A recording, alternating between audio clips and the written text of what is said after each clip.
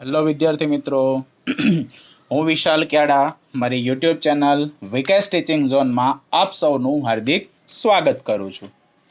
ગયા લેક્ચરની અંદર આપણે ચેપ્ટર નંબર 1 સંખ્યા પદ્ધતિની અંદર જુદા જુદા પ્રકારની સંખ્યાઓ વિશેનો અભ્યાસ કર્યો અને સાથે સાથે એની અંદર આપણે સમય સંખ્યાઓ જે આપણે ધોરણ 8ની અંદર જુદી જુદા બે સંખ્યાઓ વચ્ચેની સમય સંખ્યાઓ શોધવા માટેની અભ્યાસ પણ કર્યો. એની અંદર આપણે જુદા જુદા દાખલાઓ જોયા હતા, જેની અંદર એક ઉદાહરણ અને એક દાખલા નંબર 2 દ્વારા આપણે સમજવાનો પ્રયાસ કર્યો છે.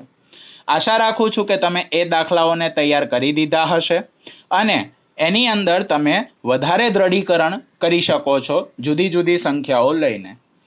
આપણે એના પછીનો એક દાખલો ગણીએ, દાખલા નંબર 3.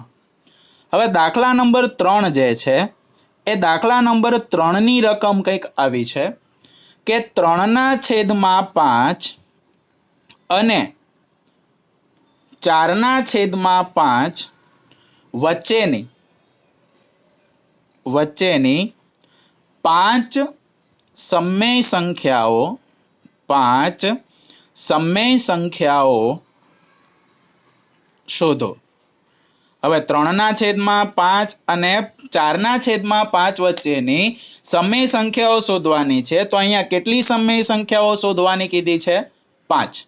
હવે જેટલી સમય સંખ્યાઓ શોધવાની કીધી હોય એને આપણે n કહી દઈએ. તો અહીં n બરાબર 5 કીધા છે તો અહીંયા 5 આવશે. તો n બરાબર 5 હોવાથી આપેલ સંખ્યાઓને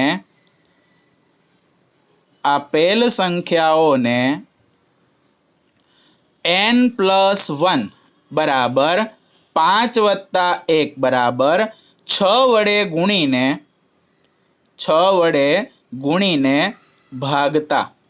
ઓકે, હવે જો એને 6 વડે ગુણીને ભાગવામાં આવે તો આપણી પાસે એક સંખ્યા છે 3/5. એને આપણે 6 વડે ગુણીએ અને 6 વડે ભાગીએ તો 6 તરી 18 છેદમાં 6 × 5 = 30 થશે.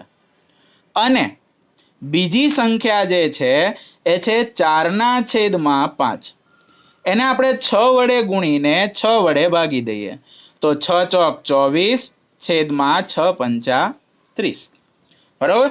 તો આ બે સંખ્યાઓ આપણને મળે છે. તો 18/30 અને 24/30 મળે છે. આથી 3/5 અને 4/5 વચ્ચેની સમય સંખ્યાઓ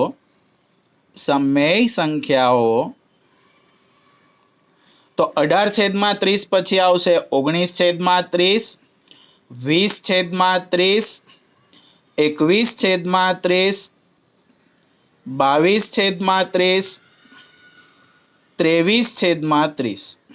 તો 5 સમય સંખ્યાઓ થઈ ગઈ. આ 5 સમય સંખ્યાઓ મળે અને માટે માંગેલ સમય સંખ્યાઓ મેં તમને ગયા લેક્ચરમાં કીધું હતું કે જો છેદ ન ઉડતા હોય તો એઝ ઇટ ઇઝ રાખી શકીએ છીએ, પણ જો છેદ ઉડતા હોય તો છેદ ઉડાડવા આવશ્યક છે. તો અહીંયા 19/30 બંનેની અંદર કોઈ છેદ ઉડતા નથી તો 19/30 એઝ ઇટ ઇઝ રહેશે. અહીંયા 0 0 જતા રહેશે તો 2/3 વધશે. 21/30 છે, બંનેનો ભાગ જે છે એ 3 વડે ચાલે છે તો 7 તરી 21 અને 10 તરી 30 એટલે 7/10. 22/30 નો ભાગ 2 વડે ચાલે છે તો 11/15 = 30 અને 23/30 નો કોઈ ભાગ નથી ચાલતો તો 23/30. આ 5 સમય સંખ્યાઓ જે છે એ 3/5 અને 4/5 ની વચ્ચે આવેલી છે. ઓકે, તો આવા પ્રકારના બીજા ઘણા બધા દાખલાઓ તમે તમારી રીતે સોલ્વ કરી શકો છો કે જેની અંદર તમે કોઈ પણ બે સંખ્યાઓ લઈને એ બે સંખ્યાઓ વચ્ચેની તમે ચાહો એટલી સમય સંખ્યાઓ મેળવી શકો છો. ઓકે, એના પછી દાખલા નંબર 4. હવે દાખલા નંબર 4 જે છે એની અંદર તમને એવું કીધું છે કે નીચેના વિધાનો સત્ય છે કે અસત્ય, સત્ય છે કે અસત્ય, કારણ સહિત જવાબ આપો. બરાબર, એટલે ખાલી સત્ય છે કે નહીં એટલું જ જણાવવાનું નથી, પણ એની સાથે સાથે આપણે એનું કારણ પણ આપવાનું છે કે શા માટે એ સત્ય છે અથવા તો શા માટે એ અસત્ય છે. ચલો, એની અંદર પહેલો પ્રશ્ન તમને એવો પૂછ્યો છે કે દરેક પ્રાકૃતિક સંખ્યા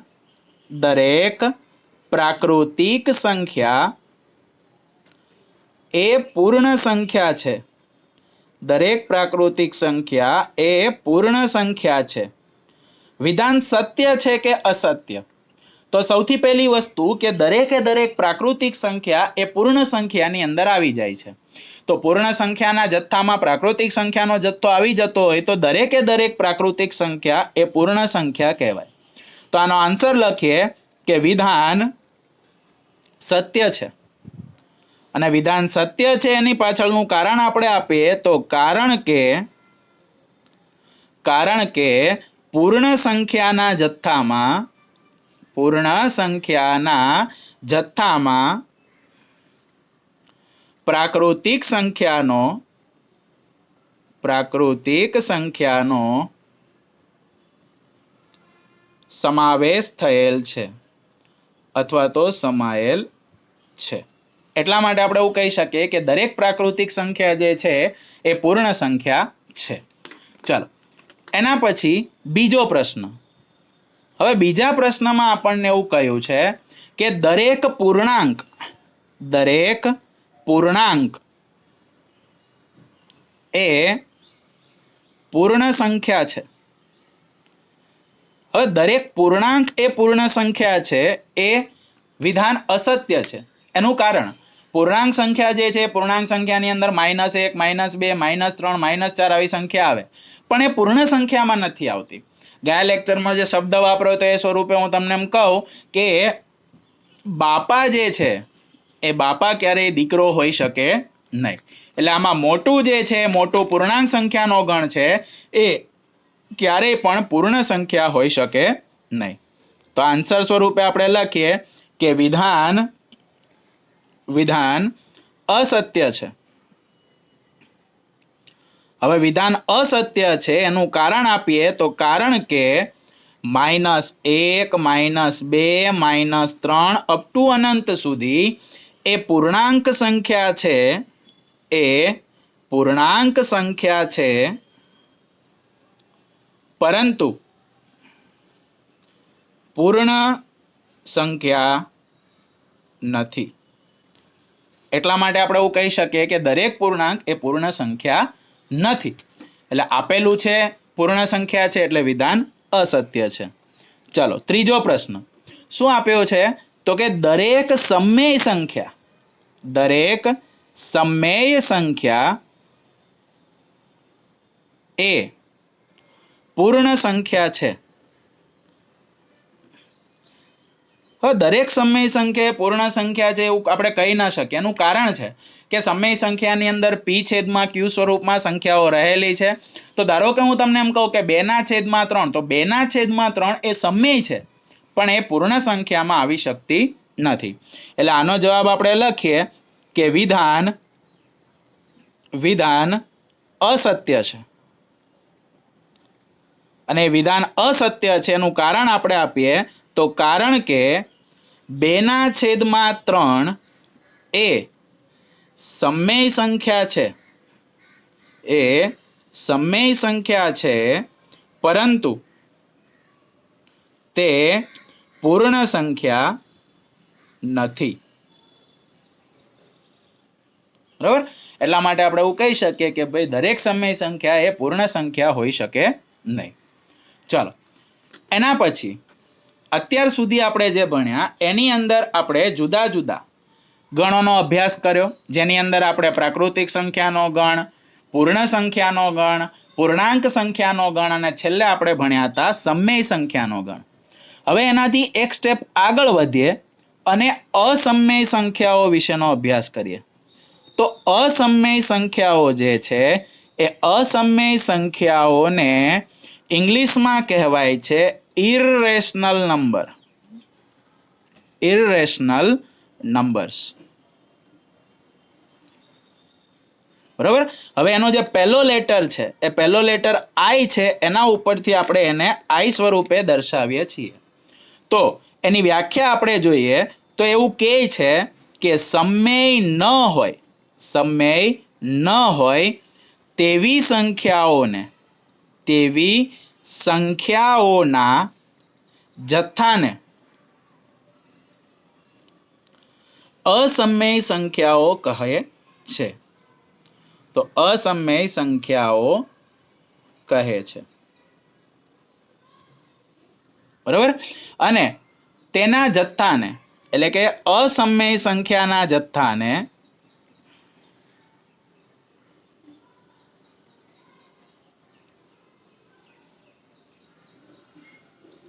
આઈ સંજ્ઞા વડે દર્શાવાય છે. ઓકે. તો અસમય સંખ્યા જે છે એ સમય ન હોય તેવી સંખ્યાને કહેવાય છે અને તેને સંકેત આઈ વડે દર્શાવવામાં આવે છે. એના પછી એક સ્ટેપ આગળ વધીએ તો ત્યાં આવે છે વાસ્તવિક સંખ્યાઓ. હવે જે વાસ્તવિક સંખ્યાઓ છે એ વાસ્તવિક સંખ્યાઓને ઇંગ્લિશમાં કહેવાય રિયલ નંબર્સ. તો રિયલ નંબર્સ. હવે એની અંદર પહેલો લેટર જે છે એ પહેલો લેટર આર આવે છે. એટલે વાસ્તવિક સંખ્યાઓને આર વડે દર્શાવવામાં આવે છે. તો એની આપણે વ્યાખ્યા જોઈએ તો એમાં આપણે એવું કહીએ કે સમય અને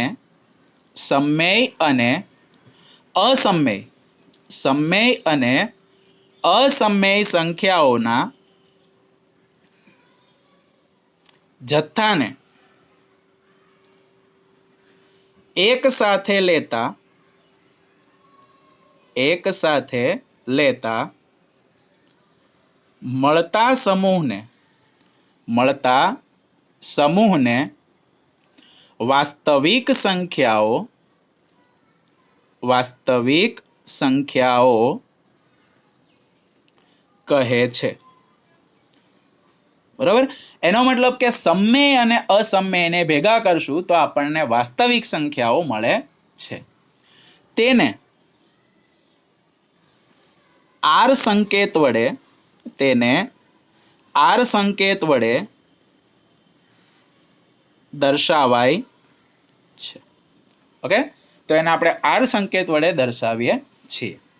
હવે આટલા જે છે એ સંખ્યાઓના મૂળભૂત સમૂહો છે. હવે મૂળભૂત સમૂહોની અંદર જો આપણે વાત કરવા જઈએ તો એની અંદર હું તમને ટુ બી રિમેમ્બર કરીને એક વસ્તુ લખાવું છું. એ વસ્તુ આપણે યાદ રાખવાની છે. તો ટુ બી રિમેમ્બર એમાં અડધી જે વસ્તુ જે છે એ આપણે આગળ જોઈ લીધી છે. આ એનાથી આગળનું સ્ટેપ છે એટલે એ પણ આપણે એની અંદર આવરી લઈએ. તો એન સબસેટ એટલે માં સમાયેલ. તો n subset of W subset of Z subset of Q. Okay. આટલે સુધી આપણે જોયું હતું. બીજું એ Q જે છે એ Q વાસ્તવિક સંખ્યા ગણ R માં છે. બરોબર.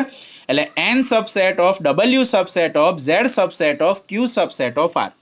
એવી જ રીતે અસમય સંખ્યા એટલે કે I પણ R માં છે. અને જો આપણે Q અને I નો સરવાળો કરીએ એટલે કે Q અને I ને બંનેને ભેગા કરી દઈએ તો આપણને વાસ્તવિક સંખ્યા ગણ R મળે છે. એટલે કે સૌથી નાનામાં નાનો જે ગણ છે એ n છે અને સૌથી મોટામાં મોટો ગણ છે એ R છે. જ્યાં આપણે સિમ્બોલ વાપર્યો છે એ સિમ્બોલ જે છે એ સિમ્બોલને ઇંગ્લિશમાં કહેવાય સબસેટ.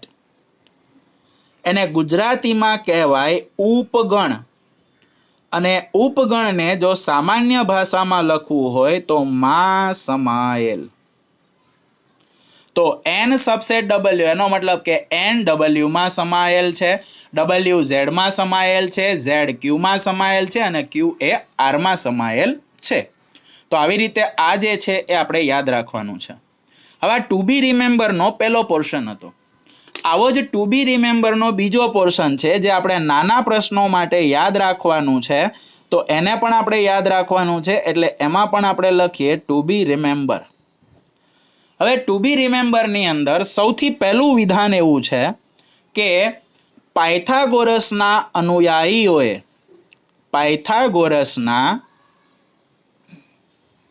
અનુયાયીઓએ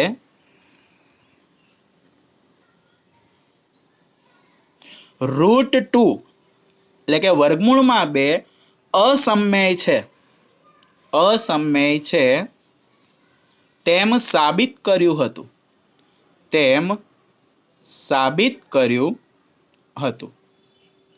એટલે કે પાયથાગોરસે સાબિત કર્યું હતું, પાયથાગોરસના જે શિષ્યો હતા એના જે અનુયાયીઓ હતા એને સાબિત કર્યું હતું કે રૂટ 2 એ અસમય છે. એના પછી ઈસવીસન પૂર્વે 425 ની આસપાસ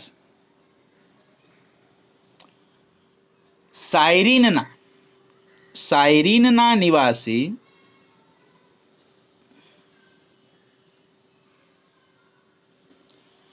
થિયોડોરસ એ સાબિત કર્યું કે દરેકે દરેક અવિભાજ્ય સંખ્યાઓ, અવિભાજ્ય ઇન શોર્ટ કે જેની અંદર એક પણ પૂર્ણ વર્ગ સંખ્યા નથી આવતી, જેમ કે રૂટ 3, રૂટ 2 તો સાબિત થઈ ગયું છે. એના પછી રૂટ 3, રૂટ 5, રૂટ 7, રૂટ 10. હવે આની અંદર તમે જોઈ શકો છો કે પૂર્ણ વર્ગ સંખ્યાઓને છોડતા જઈએ છીએ. રૂટ 3 પછી રૂટ 4 આવે પણ 4 એ પૂર્ણ વર્ગ છે. રૂટ 5, રૂટ 6 તો રૂટ 6 ને આપણે અહીંયા છોડી દીધું છે. રૂટ 7, રૂટ 10, એવી જ રીતે root 11, root 12, root 13, root 14, root 15 અને રૂટ 17 પણ અસમય સંખ્યાઓ છે. બરાબર? તો પાયથાગોરસના અનુયાયીઓએ રૂટ 2 અસમય સાબિત કર્યું, જ્યારે થિયોડોરસે સાબિત કર્યું કે root 3, root 5, root 7, root 10, root 11, root 12, root 13, root 14, root 15 અને રૂટ 17 પણ અસમય છે. અને એના પછી એક બીજી જોડી આવી, એ ઈસવીસન 1700 ના ગાળામાં આવી. તો ઈસવીસન 1700 ના અંતમાં લેમ્બર્ટ અને લેજેન્ડ્રે એ પાઈ અસમય છે તેમ સાબિત કર્યું. બરાબર? આ આપણે યાદ રાખવાનું છે શોર્ટ ક્વેશ્ચન માટે. નાના પ્રશ્નોમાં આપણને પૂછાય તો આપણે આમાંથી જવાબ લખી શકીએ છીએ કે ભાઈ પાયથાગોરસે કઈ સંખ્યાને અસમય સાબિત કર્યો, થિયોડોરસે કઈ સંખ્યાને અસમય સાબિત કર્યો, એ બધી જ વસ્તુ આપણે આના ઉપરથી લખી શકીએ છીએ. ઓકે, એના પછી આ ચેપ્ટરની અંદરથી અગત્યનો પોર્શન જે છે એ હવે શીખવાડવા જઈ રહ્યો છું. ધ્યાનથી શીખજો. જે બોલું એ પ્રમાણે જ આપણે કરવાનું છે. ઉદાહરણ નંબર 3, વિધાન એવું છે કે સંખ્યા રેખા પર રૂટ 2 દર્શાવો. સંખ્યા રેખા પર રૂટ 2 દર્શાવો. અચ્છા, અત્યાર સુધી તમે સંખ્યા રેખા ઉપર વસ્તુઓ દર્શાવી હશે, પણ સંખ્યા રેખા ઉપર તમે જે દર્શાવ્યું એમાં તમે કાં તો પૂર્ણ સંખ્યા લીધી છે, કાં તો પૂર્ણાંક સંખ્યા લીધી છે, એટલે કે પ્લસ અને માઇનસને દર્શાવેલ છે.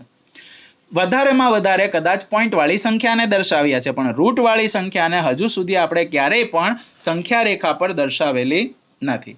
તો હવે આપણે સંખ્યા રેખા ઉપર એવી સંખ્યાઓને દર્શાવવાના છીએ. બરાબર? તો સંખ્યા રેખા પર એવી સંખ્યાને આપણે દર્શાવવા માટે સૌથી પહેલા તો પાયથાગોરસના સિદ્ધાંતનો ઉપયોગ કરવો પડશે. તો સૌથી પહેલા પાયથાગોરસનો સિદ્ધાંત શું કહે છે એ આપણે સમજી લઈએ. તો પાયથાગોરસ સિદ્ધાંત અનુસાર એવું કહેવાય છે કે કર્ણનો વર્ગ બરાબર પાયાનો વર્ગ અને વત્તા વેધનો વર્ગ. બરાબર. બીજી વસ્તુ એ ખાસ ધ્યાન રાખવાની કે પાયથાગોરસનો સિદ્ધાંત હંમેશા કાટકોણ ત્રિકોણ માટે જ લાગુ પાડી શકાય છે. હવે કાટકોણ ત્રિકોણની વાત કરીએ તો કાટકોણ ત્રિકોણ જે છે એ કંઈક આ પ્રકારનો હોય. તો કાટકોણ ત્રિકોણની અંદર જેના ઉપર ત્રિકોણ ટકેલો છે એટલે કે એની બેઠક એને કહેવાય પાયો. એ પાયાને એક્ઝેક્ટ 90° ખૂણે જે બાજુ હોય એને કહેવાય વેધ અને એના ઉપર જે ત્રાસી લાઈન દોરવામાં આવે એને કહેવાય કર્ણ. બરાબર. તો હવે આપણે વાત કરીએ કે અહીંયા આપણે જો કર્ણનું માપ મેળવવાનું હોય તો કર્ણ બરાબર અહીંયાથી વર્ગ દૂર થાય તો સામેવાળાનું વર્ગમૂળ થશે. તો વર્ગમૂળમાં પાયાનો વર્ગ વત્તા વેધનો વર્ગ. તો આવી રીતે આપણે લઈ શકીએ કે કર્ણ બરાબર વર્ગમૂળમાં પાયાનો વર્ગ વત્તા વેધનો વર્ગ. ઓકે. હવે એક સિમ્પલ વસ્તુ આપણે જે દર્શાવવાનું છે એ વર્ગમૂળમાં 2 છે. ઓકે. તો વર્ગમૂળમાં 2 બરાબર હવે 2 ની નજીકની પૂર્ણ વર્ગ સંખ્યા એટલે 1 છે. 2 ની નજીકની એટલે કે 2 થી નાની એવી પૂર્ણ વર્ગ સંખ્યા 1 છે. તો 2 ના આપણે 2 ભાગ પાડવાના. એમાં એક ભાગ જે છે એ પૂર્ણ વર્ગ સંખ્યા આવી જોઈએ એટલે 1 છે નજીકની પૂર્ણ વર્ગ સંખ્યા છે. હવે 2 એટલે 1 વત્તા 1 થશે. ઓકે. તો 2 એટલે જો 1 વત્તા 1 થતું હોય તો વર્ગમૂળમાં 1 એટલે 1 નો વર્ગ છે અને વત્તા બીજા 1 એટલે 1 નો વર્ગ છે. તો 1 નો વર્ગ વત્તા 1 નો વર્ગ. હવે એનો મતલબ એવો થયો કે આ જે 1 છે એ પાયો છે અને બીજો 1 જે છે એ વેધ છે અને સામે આપણને શું આપેલું છે તો કર્ણ આપેલો છે. તો કર્ણ બરાબર પાયાનો વર્ગ વત્તા વેધનો વર્ગ. બસ હવે આ વસ્તુને લઈને આપણે આકૃતિ દોરવાની છે. હવે એને લઈને આપણે જો આકૃતિ દોરીએ તો સૌથી પહેલા તો અહીંયા પાયો 1 એકમ છે. અહીંયા તમે દોરવા જશો જો એને 1 સેન્ટીમીટર લેશો તો આપણને નાનું માપ મળશે. એની જગ્યા ઉપર આપણે 1 એકમ તરીકે થોડું મોટું માપ લઈ લઈએ એટલે 1 એકમ તરીકે પાયો છે અને વેધ પણ 1 એકમ છે. તો આપણે શું કરશું 1 એકમ તરીકે 2 સેન્ટીમીટર લઈ લઈએ. તો સૌથી પહેલા આપણે એક રેખા દોરી દઈશું. હવે આ જે રેખા આપણે દોરી એ રેખાની એક્ઝેક્ટ વચ્ચે અથવા તો ગમે ત્યાં એક બિંદુ લઈ લઈશું. એ બિંદુને નામ આપી દઈશું O. બરાબર. હવે એના ઉપર 2 સેન્ટીમીટરની લંબાઈ લઈ 2 સેન્ટીમીટર ઉપર આપણે એક ટપકું કરી દઈશું. તો આ 2 સેન્ટીમીટર ઉપર આપણે જે ટપકું કર્યું એને એ નામ આપી દો. એનો મતલબ 1 એકમ બરાબર અહીંયા આપણે લીધું 1 એકમ અને 1 એકમ બરાબર આપણે લીધું છે 2 સેન્ટીમીટર. કોઈ એમ કે સાહેબ મારે 1 એકમ બરાબર 1.5 સેન્ટીમીટર લેવું છે, લઈ શકાય. એ પોતપોતાની માન્યતા છે પણ અહીંયા આપણે 1 એકમ સ્વરૂપે 2 સેન્ટીમીટર લીધું. ઓકે. હવે વેધ જે છે એ એક્ઝેક્ટ 90° ખૂણા ઉપર હોય. તો આપણી જે સ્કેલ છે એ સ્કેલની જે આ નીચેની કિનારી છે એકદમ સ્ટ્રેટ હશે. તો એને આપણે આ રેખાની એકદમ સ્ટ્રેટ મૂકી દઈશું અને બી બિંદુ ઉપર એકદમ ઊભી લાઈન દોરીશું. તો આ એકદમ 90° ખૂણે ઊભી લાઈન દોરાઈ છે. અહીંયા નામ આપી દઈએ બી. ઓકે. અહીંયા 90° ખૂણો બનશે કારણ કે તમે સ્કેલને એક્ઝેક્ટ 90° ખૂણે ઊભી રાખીને આ લાઈન દોરેલી છે. ઓકે. હવે O અને B ને જોડી દઈએ. તો O અને B ને જોડી દઈએ તો અહીંયા તમે જુઓ કે તમે આને 1 એકમ લીધી, અહીંયા આ પણ 1 એકમ થશે. બરાબર. કારણ કે અહીંયા પણ આપણે શું લીધું છે 2 સેન્ટીમીટર લીધા છે. તો 1 એકમ OA 1 એકમ AB. તો અહીંયા આપણને જે મળશે એ શું મળશે √2. કેમ? તો 1 નો વર્ગ વત્તા 1 નો વર્ગ એટલે કર્ણ થશે √2. પણ આપણે તો એને આ સંખ્યા રેખા ઉપર દર્શાવવાની છે. તો સંખ્યા રેખા ઉપર દર્શાવવા માટે આપણે પરિકરનો ઉપયોગ કરીશું. હવે પરિકર જે છે એ પરિકરની અણીવાળો ભાગ છે એ O ઉપર મૂકવાનો છે અને પેન્સિલવાળો ભાગ જે છે એ B ઉપર મૂકવાનો છે. હવે પેન્સિલવાળો ભાગ B ઉપર મૂકી અને ત્યાંથી આપણે જ્યારે એને એક ચાપ દોરીશું, એ ચાપ જે છે એ આપણી સંખ્યા રેખાને જ્યાં છેદે છે ત્યાં આપણને મળી જાય છે √2. તો આપણે √2 ને સંખ્યા રેખા પર દર્શાવી દીધા. ફરીથી એકવાર આખો પોર્શન છે ફરીથી એકવાર જોઈ લો કે આપણે પાયથાગોરસના સિદ્ધાંતનો ઉપયોગ કરીશું. પાયથાગોરસનો સિદ્ધાંત એવું કહે છે કે કર્ણનો વર્ગ બરાબર પાયાનો વર્ગ વત્તા વેધનો વર્ગ. હવે એમાંથી કર્ણને કરતા બનાવીએ તો વર્ગ દૂર કરીએ તો સામે વર્ગમૂળ થશે. તો વર્ગમૂળમાં પાયાનો વર્ગ વત્તા વેધનો વર્ગ. હવે આપણે √2 દર્શાવવા છે તો √2 બરાબર વર્ગમૂળમાં 1 વત્તા 1 થશે. 1 એટલે 1નો વર્ગ વત્તા 1 એટલે 1નો વર્ગ. એનો મતલબ કે આ અંદર કૌંસમાં રહેલો જે 1 છે એ આપણો પાયો છે, કૌંસમાં રહેલો 1 છે એ આપણો વેધ છે. તો એનો મતલબ પાયો 1 એકમ હોવો જોઈએ, વેધ 1 એકમ હોવો જોઈએ, ત્યારે કર્ણ આપણને √2 મળે છે.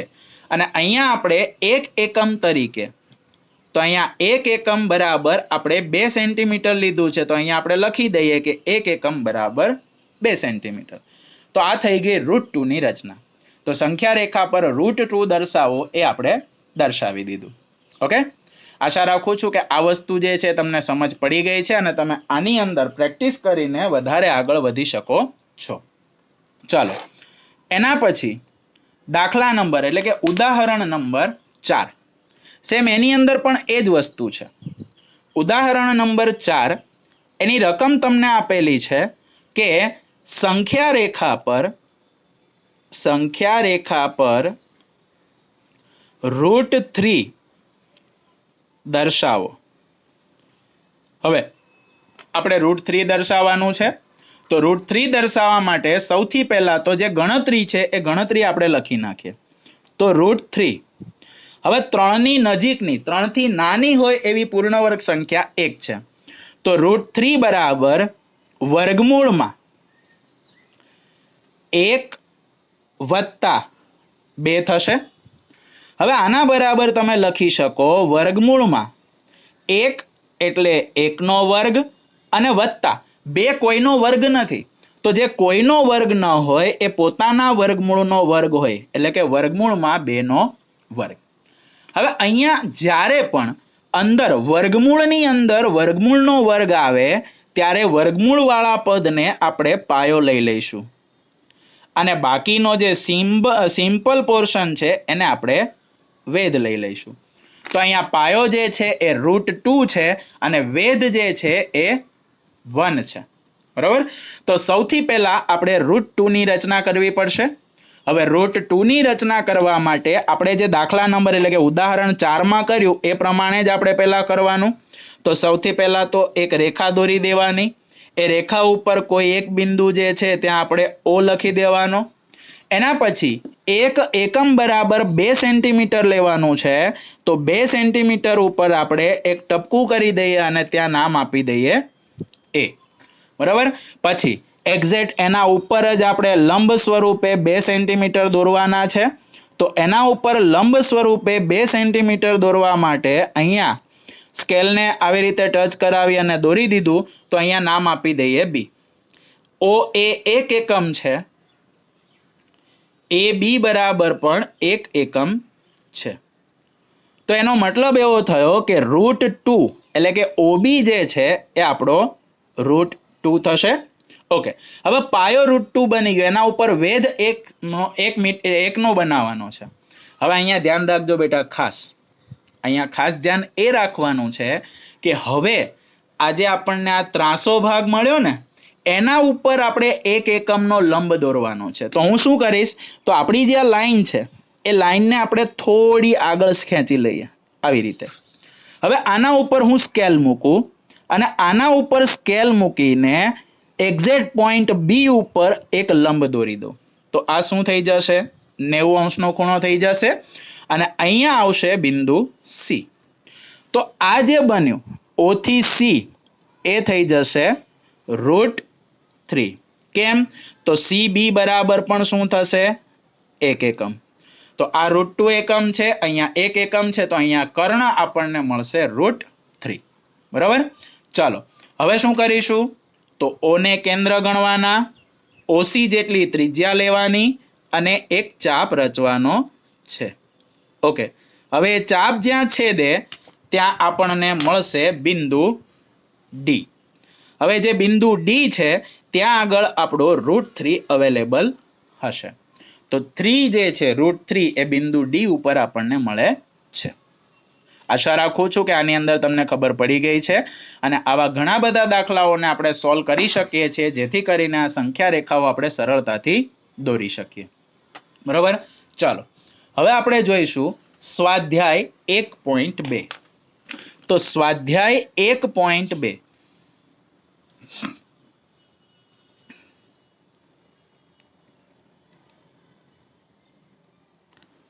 એનો પ્રશ્ન નંબર 1 એમાં આપણને એવું કીધું છે કે નીચેના વિધાનો સત્ય છે કે અસત્ય સત્ય છે કે અસત્ય કારણ સહિત જવાબ આપો ઓકે હવે ઉપરના પ્રશ્નની અંદર એક વસ્તુ લખવાની રહી ગઈ જે આપણે અહીંયા લખવાની છે શું લખીશું તો 1 એકમ બરાબર 2 સેન્ટીમીટર બરાબર એ આપણે લખી દેવાનું જેથી કરીને સામેવાળો જે પેપર ચેક કરવા વાળો છે એને અથવા તો આપણે બીજી વાર જ્યારે જોઈએ ત્યારે આપણને એમાં ખબર પડી જાય ચાલો હવે દાખલા નંબર 1 ની અંદર સાચો છે કે ખોટું એ જણાવવાનું છે પણ કારણ સહિત જણાવવાનું છે તો પહેલો પ્રશ્ન એવો કીધો છે કે દરેક અસમમેય સંખ્યા એ વાસ્તવિક સંખ્યા છે દરેક અસમમેય સંખ્યા એ વાસ્તવિક સંખ્યા છે હવે વિધાન જે છે વિધાન સત્ય છે કારણ કે આપણે આગળ પણ જોયું કે વાસ્તવિક સંખ્યાની અંદર અસમમેય સંખ્યાઓ સમાવેશ થયેલ હોય છે તો અહીંયાનો આન્સર આપણે લખીએ કે વિધાન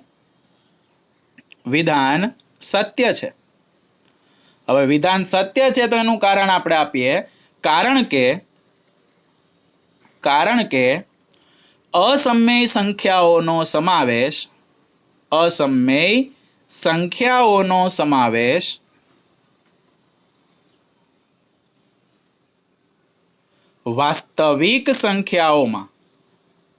વાસ્તવિક સંખ્યાઓમાં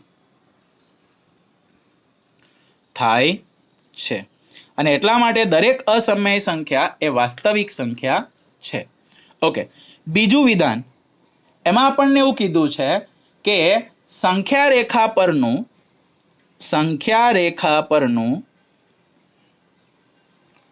દરેક બિંદુ કોઈક પ્રાકૃતિક સંખ્યા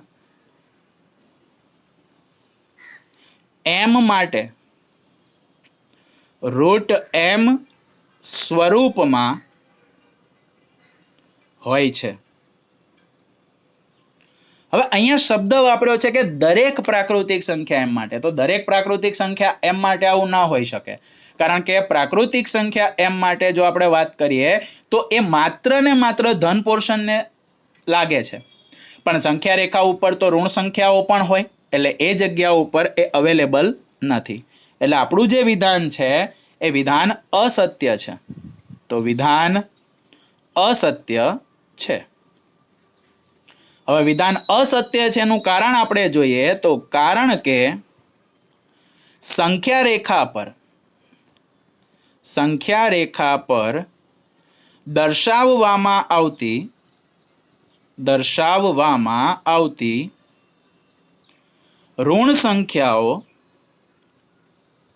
ઋણ સંખ્યાઓ કદી પ્રાકૃતિક સંખ્યા m માટે m માટે √m સ્વરૂપમાં હોઈ શકે નહીં. ચાલો એના પછી પ્રશ્ન નંબર 3. હવે પ્રશ્ન નંબર 3 માં આપણને એવું કીધું છે કે દરેક વાસ્તવિક સંખ્યા એ અસમય સંખ્યા છે. વિધાન સાચું છે કે ખોટું એ જણાવવાનું છે. તો આપણે આન્સર આપીએ કે વિધાન અસત્ય છે.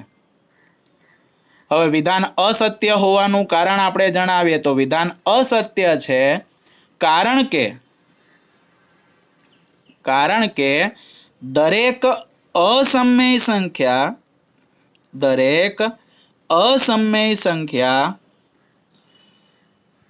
નો સમાવેશ વાસ્તવિક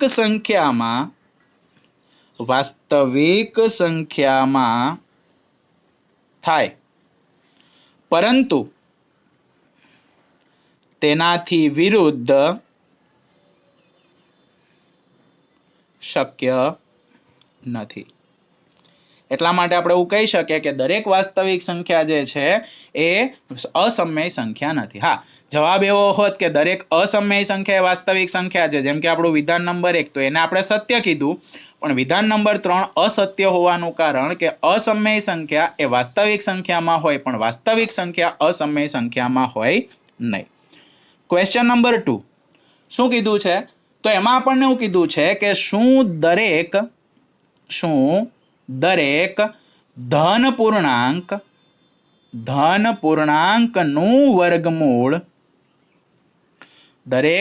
પૂર્ણાંકનું વર્ગમૂળ અસમય હોય છે? જો ના, તો એવી એક સંખ્યાનું ઉદાહરણ આપો જેનું વર્ગમૂળ સમય સંખ્યા હોય. ઓકે, હવે સ્વાભાવિક છે બેટા કે આની અંદર જ્યારે પણ તમે કોઈ પણ પૂર્ણ વર્ગ સંખ્યા લેશો ત્યારે એનું વર્ગમૂળ હંમેશા સમય સંખ્યા હશે. તો દરેક પૂર્ણાંકનું પૂર્ણ વર્ગ જે છે એ પૂર્ણ વર્ગ અથવા તો દરેક પૂર્ણાંકનું વર્ગમૂળ એ અસમય હોઈ શકે નહીં. તો અહીંયા જવાબ લખીએ ના. દરેક ધન પૂર્ણાંકનું વર્ગમૂળ અસમય હોય નહીં.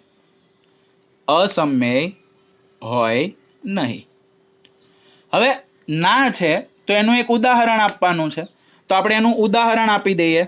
ઉદાહરણ તરીકે વર્ગમૂળમાં 4 એ પૂર્ણ વર્ગ સંખ્યા છે અને 4 નું વર્ગમૂળ 2 થાય. તમે 2 ને 2/1 સ્વરૂપમાં લખી શકો, તો એનો મતલબ કે આ કેવું છે? સમય છે.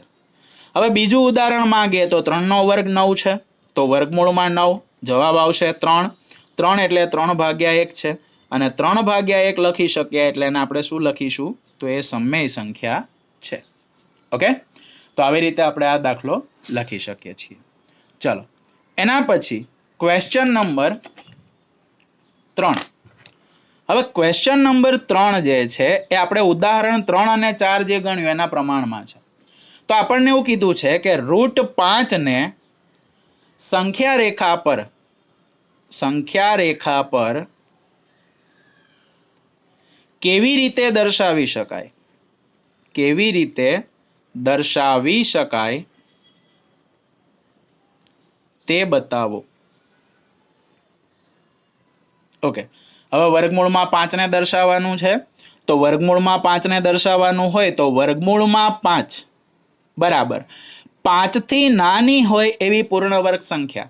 તો 2 નો વર્ગ 4, તો 4 એ 5 થી નાની છે અને નજીકની જ છે, તો અહીંયા 4 + 1 લખી શકીએ. તો બરાબર વર્ગમૂળમાં 4 4 એટલે 2 નો વર્ગ વત્તા 1 એટલે 1 નો વર્ગ. તો એનો મતલબ એવો થયો કે અહીંયા 2 જે છે એ પાયો છે અને 1 જે છે એ વેધ છે. તો પાયો અને વેધ આપણને મળી ગયા છે. હવે એના ઉપરથી આપણે કરીએ તો અહીંયા 2 જે છે એ 2 એકમ લેવાના છે. તો આપણે અત્યાર સુધી જોયું જ છે કે ભાઈ 1 એકમ બરાબર આપણે 2 સેન્ટીમીટર લઈએ છીએ, તો અહીંયા 2 એકમ બરાબર 4 સેન્ટીમીટર લેવા પડશે. તો સૌથી પહેલા આપણે શું કરીએ, એક રેખા દોરી દઈએ, એના ઉપર આપણે એક બિંદુ O લઈ લઈએ. હવે 4 સેન્ટીમીટર જે છે એ 4 સેન્ટીમીટર ઉપર આપણે પોઈન્ટ કરી ત્યાં શું લઈ લેવાનું, એ લઈ લેવાનું. તો અહીંયા 4 સેન્ટીમીટરને આપણે 2 એકમ સ્વરૂપે લખીશું. તો અહીંયા 2 એકમ છે. ઓકે, 2 એકમ બરાબર 4 સેન્ટીમીટર એટલા માટે થાય કારણ કે 1 એકમ બરાબર 2 સેન્ટીમીટર લીધું છે, તો 2 એકમ બરાબર 4 સેન્ટીમીટર થશે. એટલે અહીંયા OA બરાબર તમે લઈ લીધું છે 4 સેન્ટીમીટર. હવે અહીંયા એક્ઝેક્ટ સીધી લાઈનમાં આપણે 1 એકમ લેવાનો છે અને 1 એકમ બરાબર તો આપણે શું કીધું, તો 2 સેન્ટીમીટર કીધું. તો આપણી સ્કેલ જે છે એ સ્કેલ નીચેની લાઈનને એક્ઝેક્ટ ટચ થઈ જવી જોઈએ અને અહીંયા 2 સેન્ટીમીટર ઉપર આપણે એક બી બિંદુ લઈ લઈએ અને આ બી બિંદુ ઉપર આપણે લઈએ તો 1 એકમ બરાબર OAB બરાબર 1 એકમ છે. હવે O અને B ને જોડી દઈએ તો OB બરાબર આપણને મળી જશે √5. પણ આપણે તો એના સંખ્યા રેખા પર દર્શાવવાનું છે. તો O ઉપર પરિકરની અણી, B ઉપર પેન્સિલની અણી અને ત્યાંથી આપણે એક ચાપ મારીએ તો એ ચાપ જે છે એ આપણી સંખ્યા રેખાને જ્યાં છેદે ત્યાં બિંદુ C મળશે અને બિંદુ C જે છે એ આપણને શું દર્શાવે છે, તો √5 દર્શાવે છે. અને આની અંદર આપણે શું લખ્યું છે, તો 1 એકમ બરાબર 2 સેન્ટીમીટર થાય છે. તો 1 એકમ બરાબર 2 સેન્ટીમીટર એ આપણું પ્રમાણ માપ છે. ઓકે, આશા રાખું છું કે તમને આ દાખલાઓમાં ખબર પડી ગઈ હશે અને તમે વધારેમાં વધારે પ્રેક્ટિસ કરીને આ પ્રકારની સંખ્યા રેખાઓ દોરી શકો છો. એના પછી પ્રશ્ન નંબર 3 જે છે એ પ્રશ્ન નંબર 3 ની અંદર વર્ગમૂળ કુંતલ બનાવવાનું છે. એ વર્ગમૂળ કુંતલ કેવી રીતે બનાવવાનું છે એ જ્યારે આપણે લાઈવ લેક્ચરમાં મળશું એ વખતે તમને સમજાવીશ. કારણ કે અત્યાર પૂરતું, હાલ પૂરતું એ આપણે સમજવું થોડું આપણા માટે અઘરું પડશે. હાલ પૂરતું આપણે આટલી વસ્તુઓને રાખીએ યાદ કે વર્ગમૂળમાં 2, વર્ગમૂળમાં 3 અને વર્ગમૂળમાં 5 ને આપણે કેવી રીતે દર્શાવી શકીએ છીએ. આની આપણે વધારેમાં વધારે પ્રેક્ટિસ કરીને આને દ્રઢ કરીશું. બીજી વધારાની સંખ્યાઓ એટલે કે વર્ગમૂળમાં 7 છે, વર્ગમૂળમાં 8 છે, એવી સંખ્યાઓને આપણે સરળતાથી પણ દોરી શકીએ છીએ. બરાબર, ધન્યવાદ. જય હિન્દ, જય ભારત. અને આનું પ્રેક્ટિસ કરીને તમે આને દ્રઢીકરણ વધારે કરી શકો છો. જય હિન્દ, જય ભારત.